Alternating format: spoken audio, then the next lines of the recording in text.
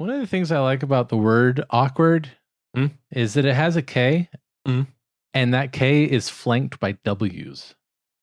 And you don't even really pronounce the first W.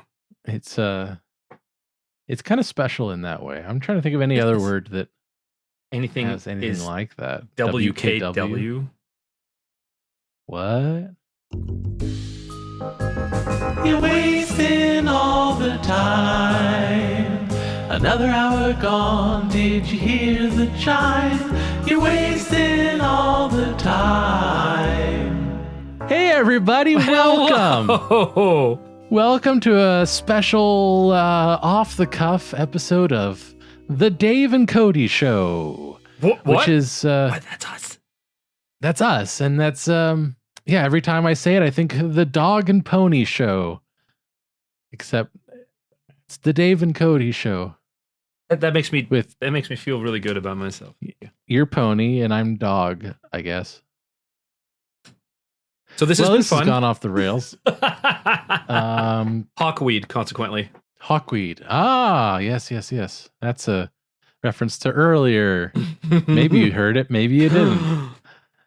Our amazing patrons. Fans of Wasting All the Time know us, Dave and Cody, as cohorts on that show. Normally joined by Jess and John. They are not here with us this evening. We decided to go ahead and get together and record a little something fun. Heck yes, we did. It's just a big fuck you to them, I think, right? Yeah. We agreed on that? Medium fuck you? More of a fuck you. Fuck you. Thank you. Go fuck yourself, friend.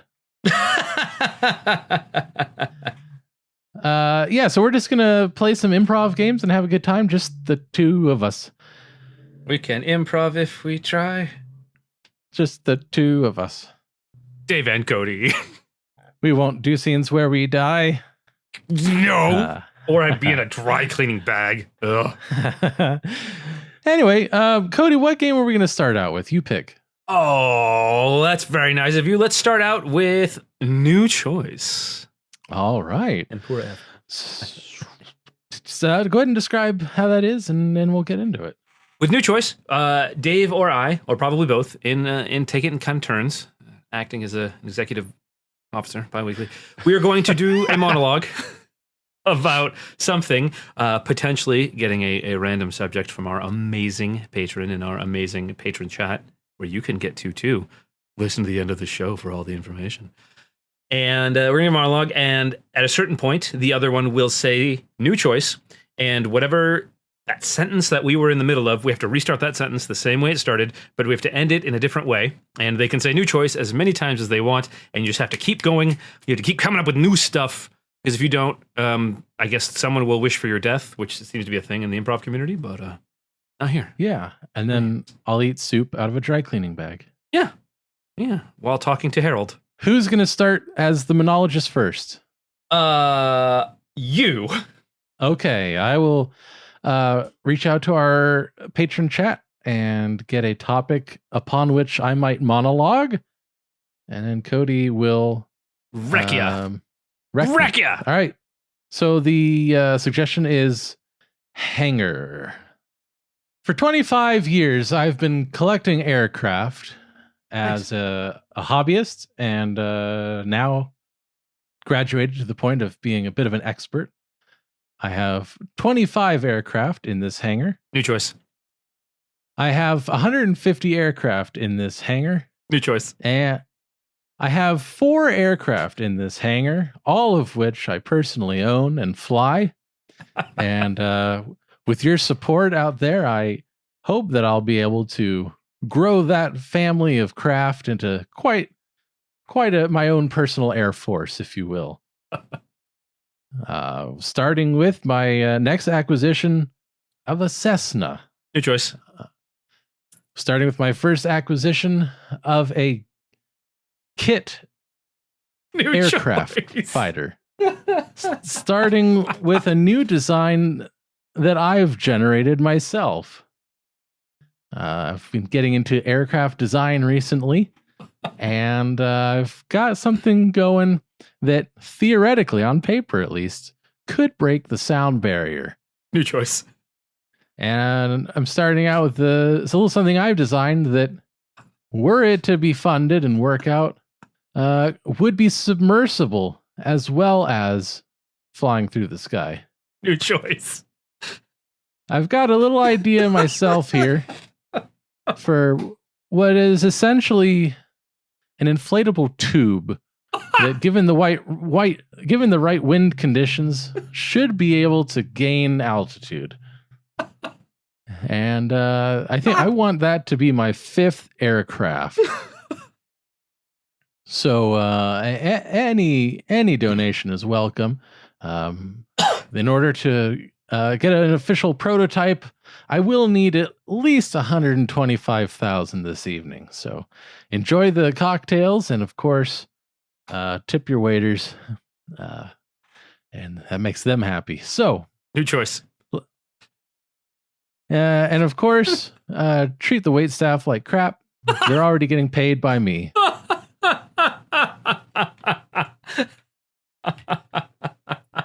How about we end that one there? Ding!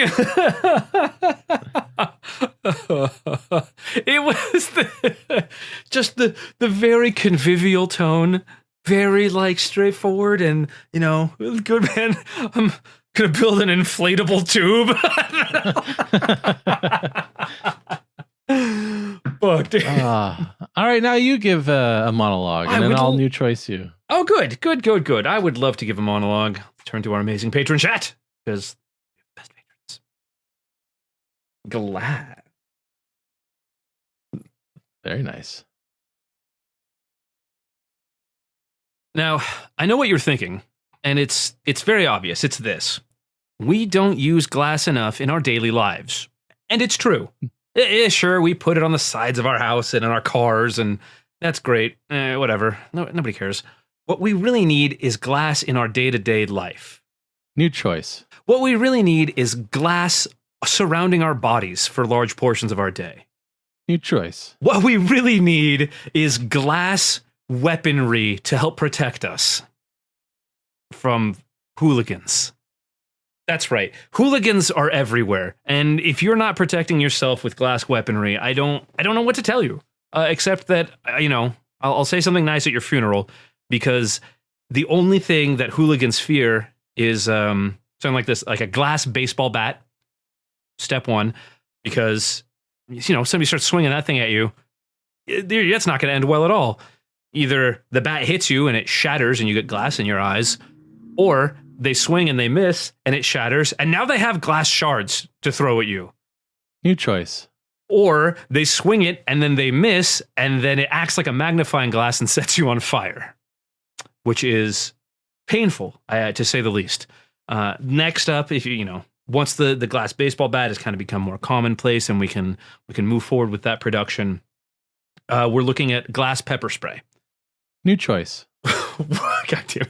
We are looking at glass knuckles instead of brass knuckles. New choice. Once the glass baseball bat takes off, we're looking at glass helmets. New choice. Yeah, we're looking at like a kind of a glass throwing knife, but it's a ball. New choice.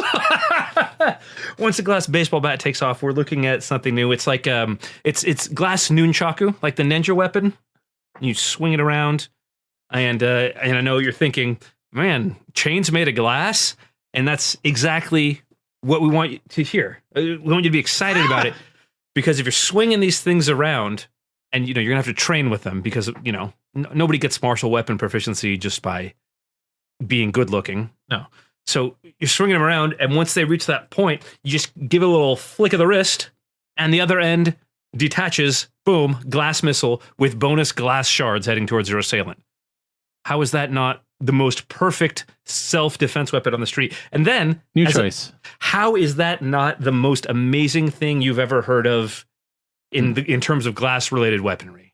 New choice. How is that not something that makes people take their pants off right now with how arousing it is in terms of power? New choice. How is that not something that you would sell your child's kidney to have right now because no one else has one on the whole? New choice. How is that not something that you want to get your grubby little mitts on because everybody knows glass doesn't hold fingerprints, so you can get away with any crime scot-free? just give it a little flick, and they're done. You get glass in the face. That moves on to our last and our final kind of product offering, and that's of course glass body armor, which we're really, really excited about because, for one, the intimidation factor. New choice. Which is, one, the absolute freedom of movement that you'll have while you're wearing it. Because they're... Scene. Like, ding.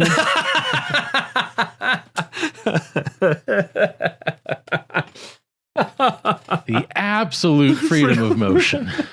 Wearing glass armor.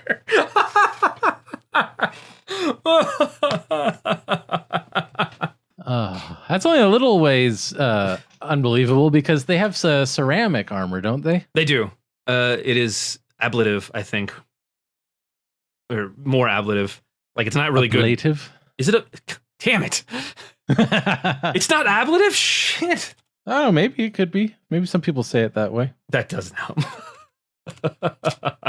Because if I say it that way and I'm wrong, that site says ablative. All right. Oh, that's good enough for me. Oh, very good. It's like wyvern.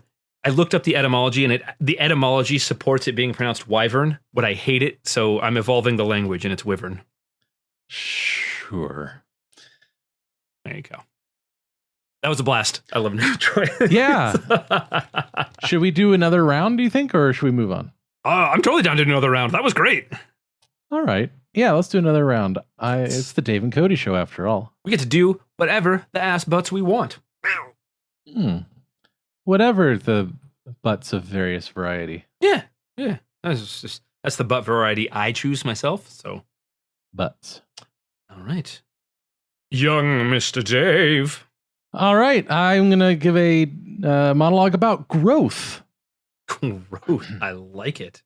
If I might interest you in these chia pets, I think you'd be very interested to see that. It's they grow with water and into these crazy shapes. You get all kinds of things. You get a hedgehog or even Elvis Presley. New choice. This is a couple. You can get you could get a fuzz ball, or you could you could make a fuzz ball, a green one, different shapes, all kinds of whimsical, just so many whimsical things and shapes that I could name. And it teaches a great lesson about taking care of a thing, something that relies on you to survive. It's a great life lesson for young people and old alike. New choice. It's a great life lesson if you want to stay out of the authorities' watch lists. Not that I have experience, but definitely gets you to play along with society in a real way. Capitalism is involved. I'm selling it to you. You buy it. That stimulates the economy, keeps the churn going. And if you sign up for our multi-level program, then you can also sell these yourselves. And you keep some of the profit, pass some of it up. It's really a win-win for everyone. New choice. Especially, it's it's really not great. The multi-level marketing part of it can be a real trap for people. But I've found that I'm not at all desperate to recoup costs. So I think you should definitely do it on that anecdote alone. So we'll begin the signups in the back. And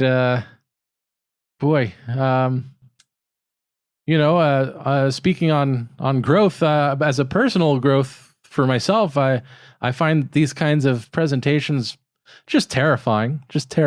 And if anyone has any tips on a public speaking course, I could work on my growth as a person. New choice. And if anybody knows any good therapists, I could probably use some consultations. New choice. About this. And if anybody knows of any safe places, open mics that could provide practice opportunities for me, I would appreciate that. I wouldn't necessarily do comedy. It would be more just talking in front of people. And I guess for my best case growth, it would have to be like a popular one. I don't know if there might be a list that I have to get on to talk at a popular open mic. But I'd be willing to sign up and wait. Because this can't continue. Whatever this is. Buy my chia pets, please. New choice. And if someone can write up a legal document to be executor of my estate, to help steer me out of this crisis, I'd appreciate that. A lot of debt. And basically just any help. I don't know if anybody has any cash on them right now. They just want to kind of throw in a hat, so to speak. New choice. I don't know if anybody has any war bonds in a shoebox that they might just be willing to pass on. New choice. I don't know if anybody is connected to the Make-A-Wish Foundation. I think by a technicality I could qualify. Otherwise, it's just going to be more of this. And you should come. It'll be a great opportunity. I always have the latest and greatest, Tupperware. There was the Tamagotchis before this. Shampoo. Yeah. So always something, always a new business opportunity. I'm sort of real entrepreneur. I'm going to start a podcast about that. New choice. Entrepreneuring. I've been trying to get into the public access station to film a television show. New choice. About I inherited my grandpa's ham radio, and so I'm broadcasting to anyone who will listen. New choice. I've got a Morse code device at home, and I'm communicating over telegraph wires to the person down the street where the homeless camp is. And I'm working on getting the word out on entrepreneurship via telegraph. Thanks for coming out. That was awesome, dude. Thank you. That I have never. I mean, I've seen dozens and dozens of Chia Pet images of things, and I couldn't think of a single damn one of them. I was like, here we go. So, like a pet or Elvis or a fuzzy ball. No, that's it. The three choices. Oh my gosh. Woo. Nicely done. Yeah, so then it became about my insecurities instead. It was good. That's, Yeah. Sometimes that's good. I guess. Sometimes. All right, let's give you one more topic just to keep it balanced. Yes. It's not fair. Chest. Even. Set me up with these. I appreciate it. Yeah. No, I'm not going to do that. Don't worry. Or am I? Or are you, though? Or aren't I? All right, matey, so there's one more thing you've got to learn about being a Scottish pirate, apparently. We've done the swashbuckling, we've done climbing to the crow's nest, and we've done getting blind, stinking drunk. New choice. And we've done saying R real loud to scare people. But there's one last thing that you're going to need to know before being the best pirate to ever sail the pirate seas. And that's booty. New choice. And that is getting your grubby hands on all the gold you can dig up. New choice. And that is looking at the wenches and determining which one of them to respect. New choice. And that is falling from the crow's nest, because there's a lot of water, but you'll hit it like concrete, I tell you what. Once you hit the water, you're probably going to be dead. It'll tear a lot of the skin off of you, but that's fine. That's fine, because the crow's nest high dive sets you up for treasure. Because that's how you get your eye patches. You'll lose a hand diving off the crow's nest. You'll lose a leg, like this one. I got Peggy over here. Peg leg. It's a pirate thing. The treasure chests. You got your 3 basic varieties. And you got your old, half-rotted wood. You got your sturdy steel, like this one. It's got the lock on the front. And then you've got your huge, gold, jewel-encrusted treasure chest extravaganza. Now, I know what you're thinking. Why wouldn't we just take the jewels off the biggest treasure chest? You'd be right. New choice. I know what you're thinking. Why the fuck are there only 3 varieties? That doesn't make a lick of sense. New choice. I know what you're thinking. Can we have these 3 treasure chests right here? No, you scurvy dogs, these are mine. They're demonstrated. New choice. I know what you're thinking. Well, if there's only 3, how can any other pirates find them? And that's math, and that's not a pirate question, so I'm disappointed in you for asking. But now that we're here, there's going to be lots of treasure chests around, buried treasure. Sometimes they're in bedrooms. Sometimes they're in the state manor, and you've got to break in. R, remember the R, yelling R to scare people. Very important. The first one, this first treasure chest, half-rotted wood, it might only have like a sea urchin in it, or several doubloons, or even, if you're really lucky, it'll have a piece of 8.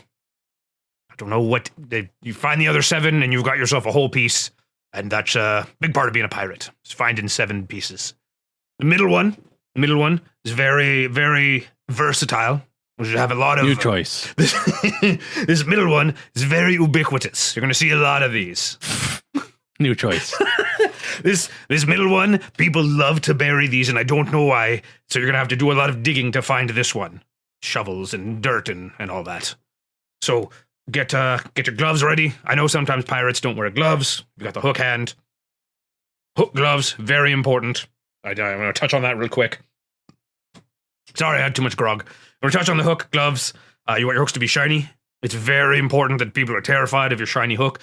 If it's rusty, if it's on backwards, I'm looking at you, Stan, then people aren't going to be afraid of you. So wear your gloves. Good. Now that we got that, digging up these chests. You put the hook in the back because it's got the little handle on the shovel. That's what it's there for. The other hand goes on the front. If you're left hooked or right hooked, doesn't matter. You just stick it right in the dirt and you lever it thusly. New choice. You stick it into the dirt and you fling it as far as you can. It's very exciting. New choice. You stick it into the dirt, and then if your hook comes off, you just reattach it while flinging dirt everywhere. Hopefully not over your mateys. They won't appreciate it. Your hook shouldn't be coming off. If you have the proper hook attachment, we followed our guidelines. We've handed out a lot of the pamphlets about that. Stan, looking at you. So that's what your digging is going to be. Good. Did we understand that? Dig, fling. Oh no, hook's off. Put it back on. Don't fling dirt on your mateys. Good. Lastly, the biggin, the chest mother, the new choice. Lastly, the biggin, the double D of treasure chests. This one right here. It's everyone wants to get their hands on it, you know, because it's treasure. There's treasure inside, and these are not going to be buried. You're not going to find them floating out in the waters of the Caribbean or the Caribbean. These are going to be highly guarded. Lots of specialized forces standing in front of them, going. They don't say anything. That's why they're guard forces. So usually these come as a reward for murder. New choice. Usually these come as a reward for backstabbery and skullduggery. New choice. Usually these come as a reward for following a very obscure map to a very obvious place. New choice. Usually these come as a reward for kidnapping the daughter and then ransoming her back, but then falling in love with her. So you both steal the treasure chest and you run away together and live a nice life in South Florida. New choice. Usually these come as a reward for firing cannonballs into a town and they just huck them at you. You can't. New choice. Usually these come as a reward for selling your soul to Davy Jones or possibly Beelzebub, and then he just pops up in your cabin one day. That's how I got mine. New choice. Usually, these come about as a reward for best tap dancer in the governor's manse. So guys with peg legs, you got to start salting the bottom of those to make them really click. New choice. Usually, these come about as a reward for shiniest hook on the entire fleet day when we have all fleet day, Stan. So keep those hooks shiny. If you have 2 hooks, double the chances. That's the kind of a sorry that you have no digits anymore. It's a consolation prize. But then it's kind of tricky because to open it, you have to have a key. And to have the key, you have to use your hands. So sometimes you'll share this with somebody with hands. Kind of builds pirate community. I think it's really touching. It's really endearing. And so that's the 3 treasure chests. That's the big chests. That's the collection. Are there any questions before we set sail and plunder? No, Stan. The booty, that's a different meeting. Stan, I'm not talking about that here. We've talked about this, Stan. No, thank you. All right. YOLO. Oh my! I was wondering if the chest was ever going to not be a reward for something. Oh, but nope, it's always a reward for something. Yep. That's where I got stuck, and that's what I kept doing. So that's the reward chest. Everything else you got to work for. Yeah, well, I mean, you got to work for it, but it's given to you as a reward instead of being dug up. That's the middle chest. Woo! I have not done that pirate voice for that long in a hot minute. Yeah, so that was new choice monologue style. Hell yeah! It was fun. It was super fun. Yeah. Yeah. Why don't we do another game, Cody? Why don't we do a pun-related game? I think we should, and indeed we shall, my good sir. What sort of punnery game should we get into? Get thee to a punnery. We should play the game that is kind of a spin on one of the pun games we've played before. This one is, if you've ever heard of the game Sex With Me Is Like, we are going to play Working For Me Is Like. And so kind of setting up our own boss-employee puns. And we'll see how it goes. A version of the game that will potentially involve even more personal anxieties. Who knows? I'm good at those. Yeah, so let's reach out once again. We're making our patrons work hard tonight. Let's get a subject for us to pun about. Yes. It doesn't have to be related to work. It could be anything. Could be a random noun. Golf. Working for me is like golf. You're going to find yourself really wanting to hit a lot of things. Working for me is like golf. It's really hard to get everything all done right at once. Working for me is like playing golf. You're going to have to wear funny pants. Working for me is like golf. It's expensive and exclusive. Working for me is like golf. This is sort of the inverse of the other one. You're probably going to have to try everything at least 3 times before you get it right. Working for me is like playing golf. There's a lot of swearing and a lot of hitting balls. Working for me is like golf. We spend most of the time just chatting. Yeah. Working for me is like golf. We frequently lie about the outcome. That's good. Working for me is like golf. We're constantly comparing ourselves against each other. Damn it. Working for me is like golf. You better have a damn good swing.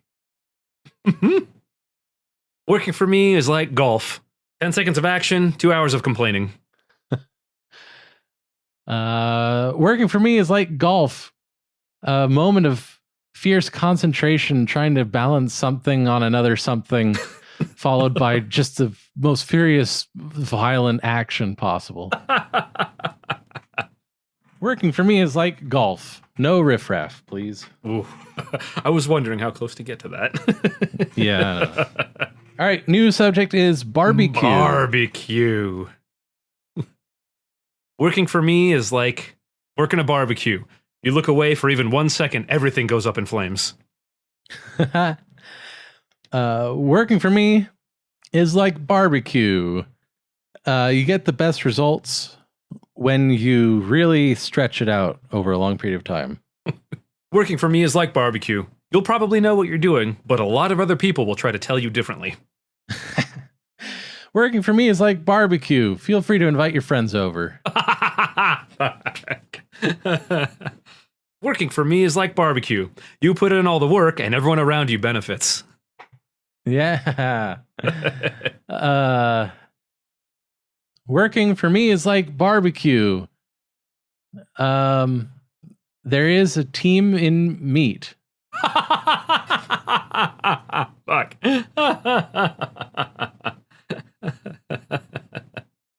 Working for me is like barbecue. It gets better when you add alcohol. Working for me is like barbecue. Nothing is ever well done. Something being well done ruins it. Yeah. Working for me is like barbecue. If you get too close to the action, you're gonna get burned. Boom! Got him. Should we pick another topic? Yeah. Yes. All right, let's get one more topic. Elevator. Working for me is like an elevator. Everybody's going to be pushing your buttons. Working for me is like an elevator.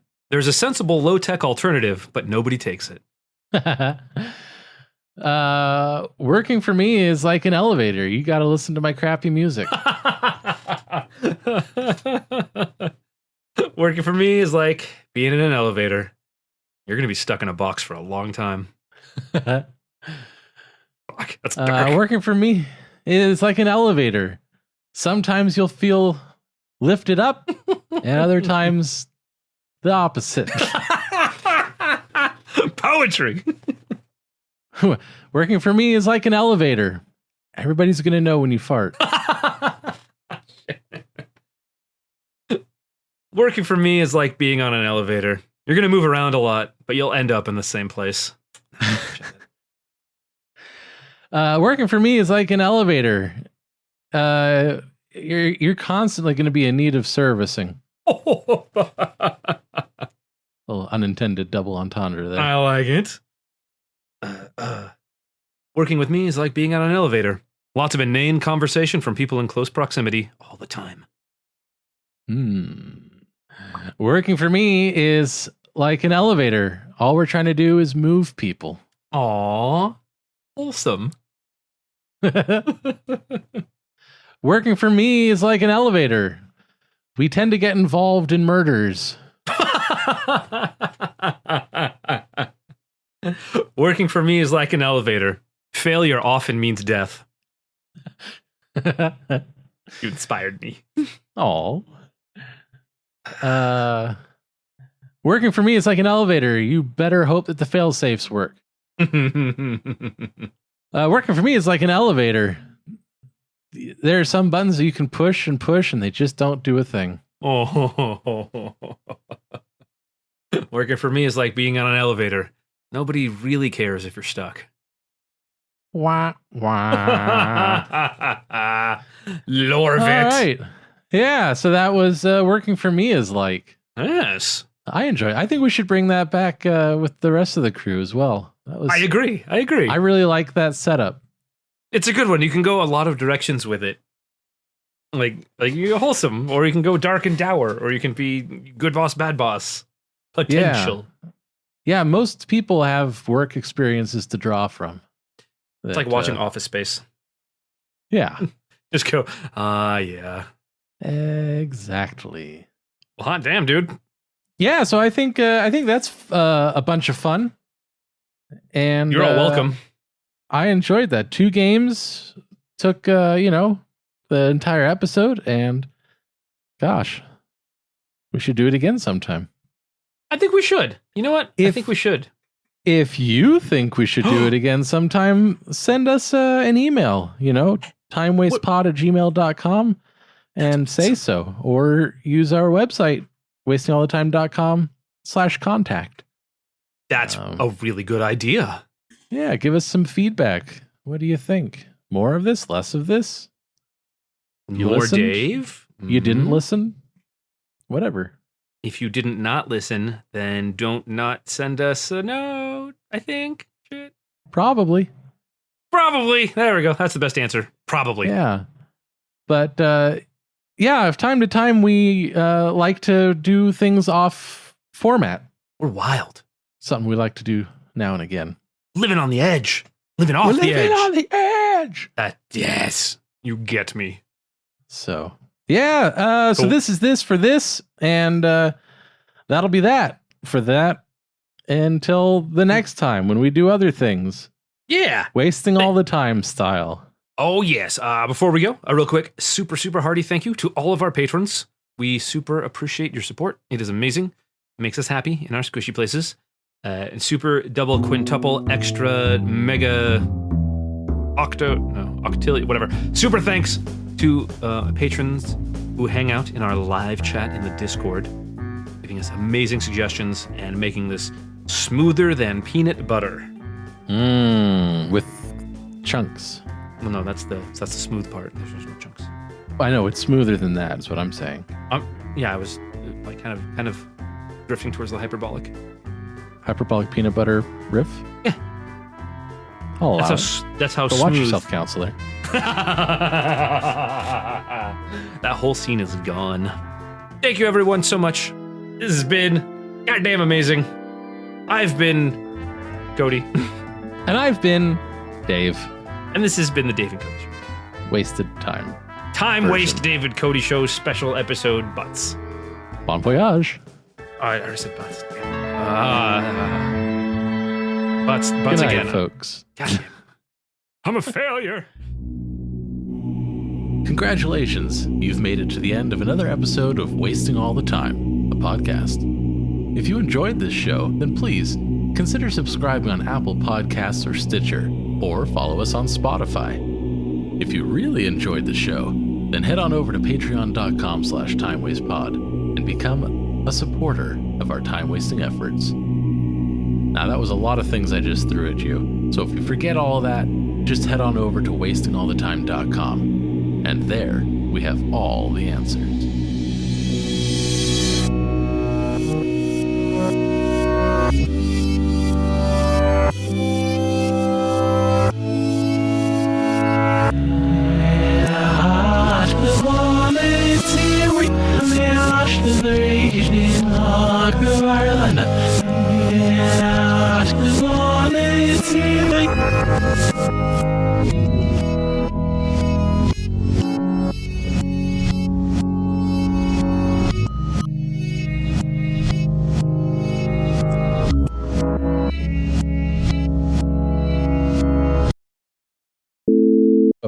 That was like Allegretto.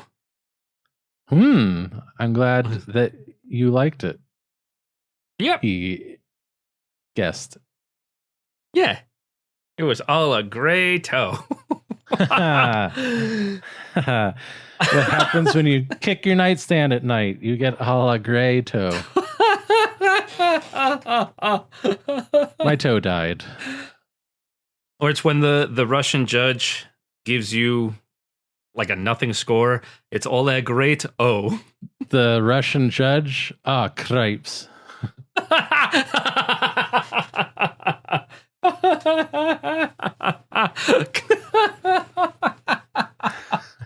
Hammer hands. Hammer hands.